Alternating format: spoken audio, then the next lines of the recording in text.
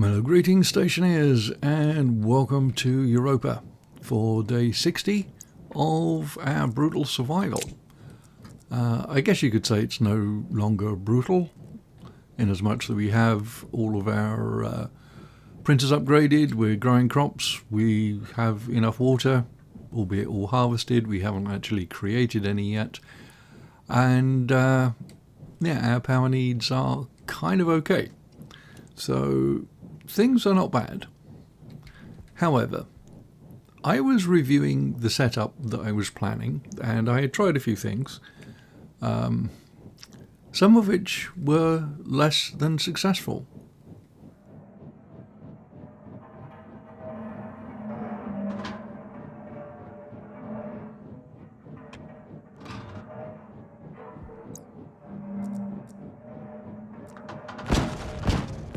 Suit critical. Temperature critical.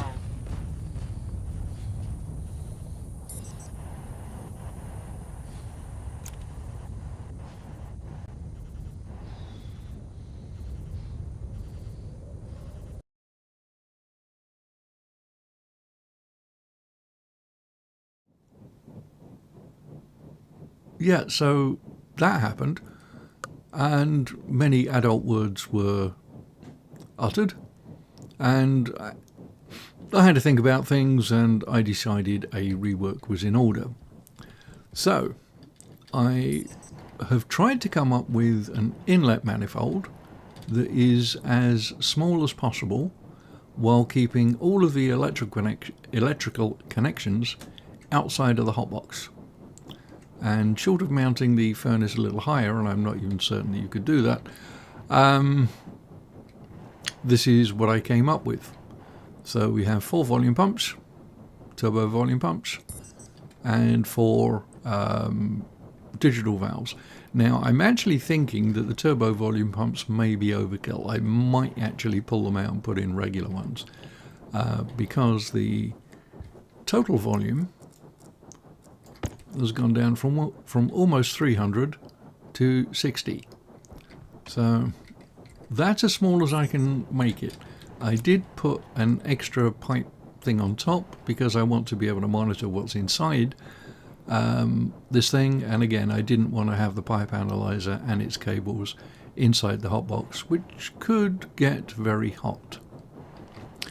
And I was thinking, okay, how the pipe's gonna work, and I was looking at it thinking, oh, we got pipes coming out on all sides.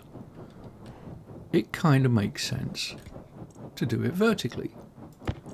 Well, it doesn't really make sense, but it would look kind of stupid. So that's exactly what we're going to do. 2, 3, 4.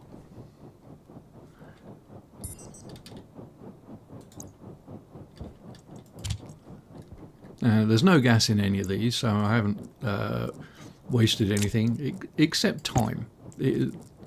I have spent an inordinate amount of time futzing around with this.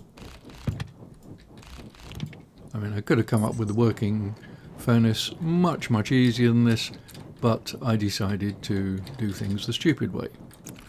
Right, so we will have pipes coming out all over the place. So what makes sense to me is we'll have one coming that way, one going that way, one going that way, and one going that way.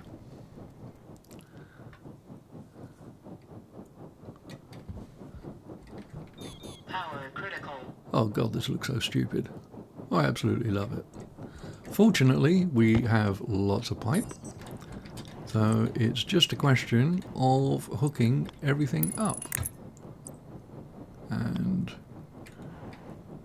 how do I want this to work? See, these ones can all go on the outside. Well, in fact, these ones can go on the outside. These ones will have to come in a bit, but it all adds to the funkiness.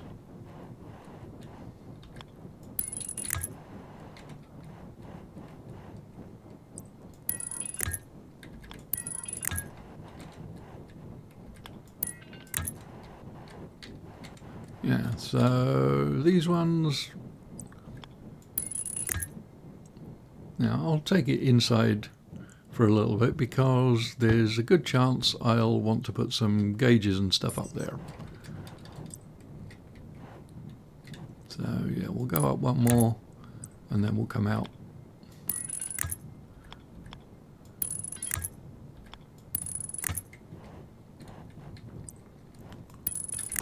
And then the other ones, it's just a question of,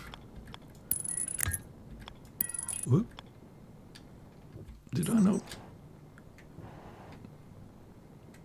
Oh, duh, brain fart.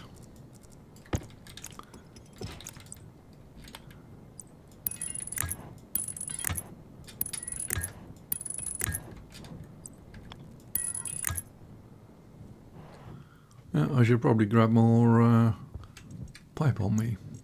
So, oh, that one's only 6.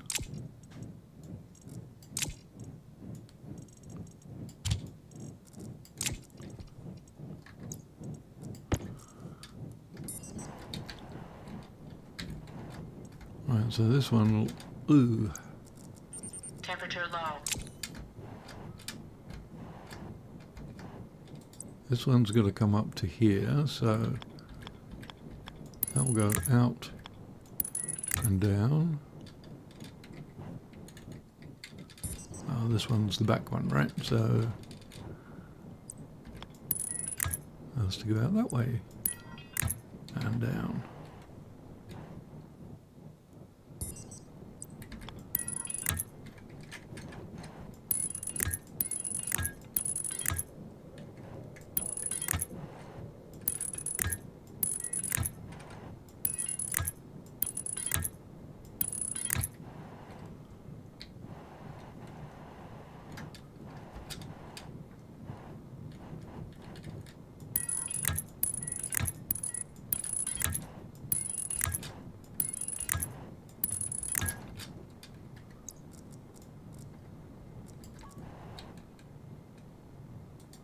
Oh, this is totally stupid. Did I just drop those? I did.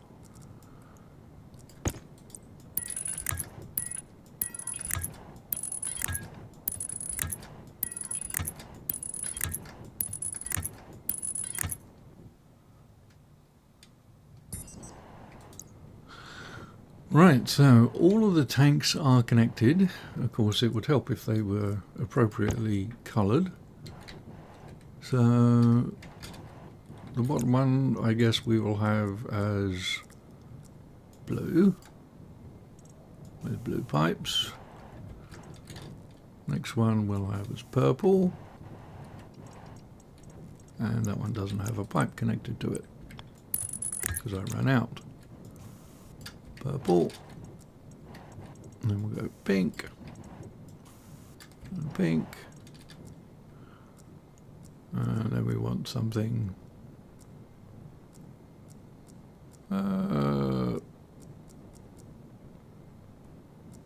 red, I guess.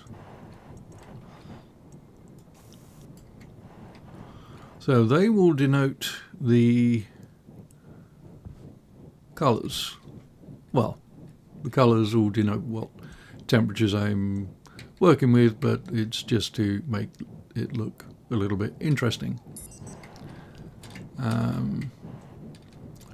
Right, so the hottest stuff will be at the top and it will work down. So it's going to be whatever temperature we get combusting the fuel and then cooling it down to the other temperatures. I think this one is 1375 or something is what I worked out, and this one is 900 or 950, and this one is 500-600, something like that. So the further down you go, the more cooling you're going to need, because what I was initially planning, and I don't know if I'm still going to do this, was connecting all 4 tanks together and filling them all with fuel and igniting it, and then setting up cooling to work on each tank in succession to get it down to the appropriate temperature. I don't know if that's really the right way to go. But yes, I think this is suitably funky. I liked the other layout as well, but this is kind of where I've got my power set up, and I'm going to want to expand it at some point, and logically I would expand it out that way. I also was watching a YouTube vid from God, the creator of the universe. I'll put a link to it in the description. And what seems to be indicated from that is that batteries, at least station batteries, in an atmosphere outside of the base don't lose any power at all. Whereas these were, I think by the way he was experimenting with it, at the very best you lose 10 units per game tick. Unit being sort of watt, but a watt is not the correct measurement. But anyway, whatever units the game uses to measure electricity, it loses 10 of them per tick, so 20 per second. When you've got 3.6 million in each battery, it's not a huge issue. But yeah, I wanted to test it out myself. So what I may end up doing once I get some super alloys is make a couple of the big batteries and just plonk them outside.